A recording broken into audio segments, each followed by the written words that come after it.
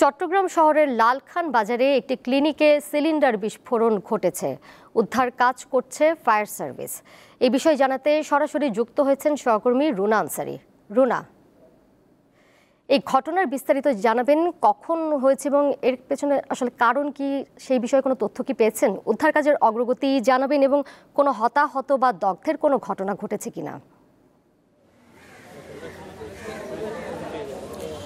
লোলা, প্রথমে বলে রাখি এখানে কিন্তু অপারেশন থিয়েটার 2 মমতা ক্লিনিকে সেখানে অক্সিজেন যে সিলিন্ডার ছিল সেই সিলিন্ডারের যে বিস্ফোরণের ঘটনার পর কিন্তু আগুনের ঘটনা ঘটেনি, এখানে ধোঁয়ার ঘটনা ঘটেছে।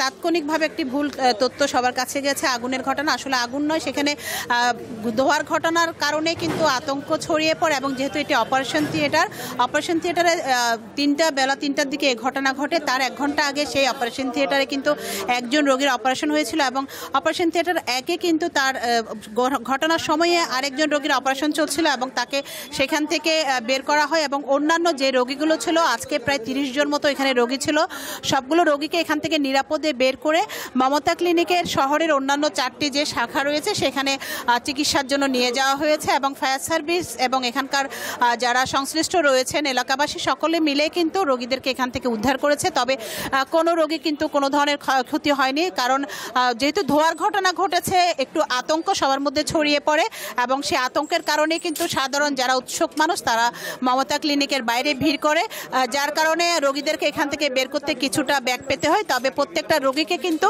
নিরাপদে এখান থেকে নিয়ে যাওয়া হয়েছে। এবং এখানকার যিনি সংশ্লিষ্ট ডাক্তার রয়েছেন তিনি আমাদেরকে বলেছেন, যেহেতু এটি অপারেশন থিয়েটারের অক্সিজেনের যে সিলিন্ডার, সেই অক্সিজেন সিলিন্ডার বিস্ফোরণের ঘটনা যেহেতু ঘটেছে, এই বিস্ফোরণটি কেন ঘটেছে বা এই অক্সিজেন সিলিন্ডারের মধ্যে কোনো ধরনের ত্রুটি ছিল কিনা সেই বিষয়টি তদন্ত করার জন্য তারা একটি তদন্ত কমিটি করবেন। তদন্ত কমিটি করার পরে কিন্তু তারা বুঝতে পারবেন এই অক্সিজেন সিলিন্ডারটি কেন বিস্ফোরণ হয়েছে।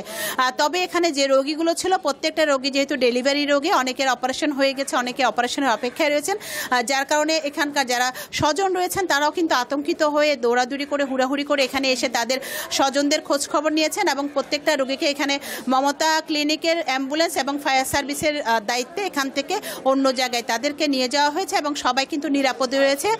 বলা যায় কিন্তু একটি বড় ধরনের দুর্ঘটনা থেকে বেঁচে গেছে এখানকার রোগীরা এবং সবাই কিন্তু এ পর্যন্ত নিরাপদে রয়েছেন। তবে এই ক্লিনিকটি দীর্ঘদিনের পরিচিত একটি মাতৃসদন ক্লিনিক। এখানে নিম্নবিত্ত এবং নিম্ন মধ্যবিত্ত রোগীদের কিন্তু এটি একটি আশ্রয়স্থল, যার কারণে এই ক্লিনিকের যারা সংশ্লিষ্ট রয়েছেন তারাও কিন্তু এটি খতিয়ে দেখার জন্যই বলা হয়েছে। এবং এখানকার এলাকাবাসীও বলেছেন যেন এই ঘটনাটি কেন ঘটেছে, এখানে গাফিলতি কার বা এ ধরনের অক্সিজেন সিলিন্ডার হঠাৎ করে অপারেশন থিয়েটারের ভিতরে এ ধরনের একটি দুর্ঘটনা কেন ঘটলো, সবকিছু যেন তারা তদন্ত করে দেখে এবং সাধারণ যারা রোগী সেবা প্রাপ্তি এই ক্লিনিকের যারা রোগী তাদেরকে যেন নিশ্চিত করা হয় যে এ ধরনের ঘটনা এখানে আর ঘটবে না, এমনটাই তারা প্রত্যাশা করছেন এখানকার এলাকাবাসী।